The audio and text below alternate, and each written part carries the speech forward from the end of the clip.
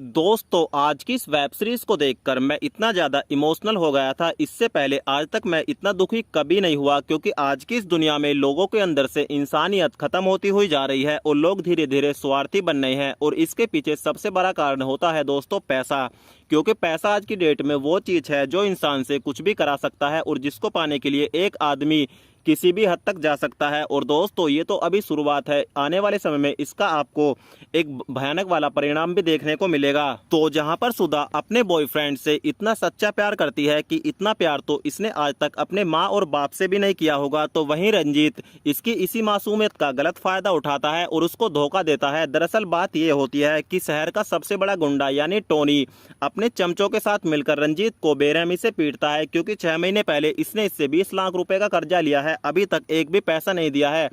तो यहाँ पर ये अपने प्यार को बचाने के लिए टोनी के सामने हाथ जोड़ती है और टोनी को बोलती है कि तुम्हारा जितना भी पैसा है मैं तुमको दे दूंगी, प्लीज इसको छोड़ दो। तो टोनी बोलता है ठीक है कोई बात नहीं, मुझको तो पैसे से मतलब है, तू दे या ये दे, लेकिन मैं सिर्फ 10 दिन का वक्त देता हूं। अगर 10 दिन के अंदर मेरा सारा पैसा मुझको नहीं मिला तो 11वें दिन आकर मैं तेरे आशिक में गोली मार दूंगा। उसके बाद दोस्तों ये जिम्मेदारी अपने ऊपर ले लेती है। आप 10 दिन के अंदर 20 लाख रुपए कमाना, ये तो कोई जादू ही हो सकता है, जो आज की डेट में बिल्कुल भी संभव नहीं है। तो सुधा के पास अब सिर्फ एक ही ऑप्शन बचता है, ये अपनी सहेली के कहने पर धंधा करना शुरू कर देती है और रोजाना मोटा पैसा कमाकर अपने बॉयफ्रेंड के हाथ में देती है। अब रंजीत को भी इस बात से कोई फर्क नहीं पड़ता कि सुधा ये पैसे किस तरीके से कमा रही है, और दोस्तों इसको देखकर लगता है कि अब तो इसको बस पैसे से ही प्यार हो गया है। और सबसे बड़ी बात, अब रंजीत ही खुद नए नए क्लाइंट्स को अपनी गर्लफ्रेंड के पास लाता है और खूब मोटा पैसा कमाता है, और ये पगली अभी भी अपने बॉयफ्रेंड की चाल नहीं समझ पाती। अब जब सुधा पूरे 20 लाख रुपए कमाकर रंजीत के हाथ में दे देती है और रंजीत से शादी करने के लिए बोलती है, तो रंजीत इसको बोलता है कि मैं एक इज्जतदार घराने का लड़का हूँ और तू एक बाजारू औरत है, तो मैं तुझसे शादी नहीं कर सकता,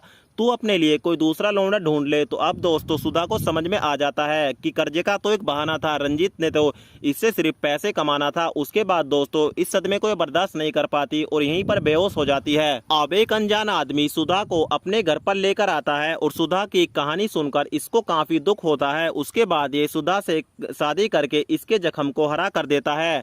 और सबसे बड़ी बात यहाँ पर यह होती है कि जिस आदमी के साथ सुधा शादी करती है, रंजीत दरअसल उसी का बेटा होता है, जिसको इसके बाप ने सालों पहले धक्के देकर घर से बाहर निकाल दिया था, क्योंकि रंजीत पहले से काफी चोर डकैत और धोखेबाज आदमी होता है। अब एक दिन रंजीत अपने घर वापस आ जाता है, तो इसका बाप इसको बोलता है कि तेरी हिम्मत कैसे हुई इस घर में दोबारा कदम रखने की, जल्दी से यहाँ से चला जा, नहीं तो मैं पुलिस को बुला दूंगा। उसके बाद दोस्तों जैसे रंजीत सुधा को अपने घर पर देखता है तो इसके छक्के छूट जाते हैं, क्योंकि ये वही सुधा होती है जिसको इसने कभी बोला था कि तू एक बाजारू औरत है और मैं एक इज्जतदार घराने का लड़का हूँ।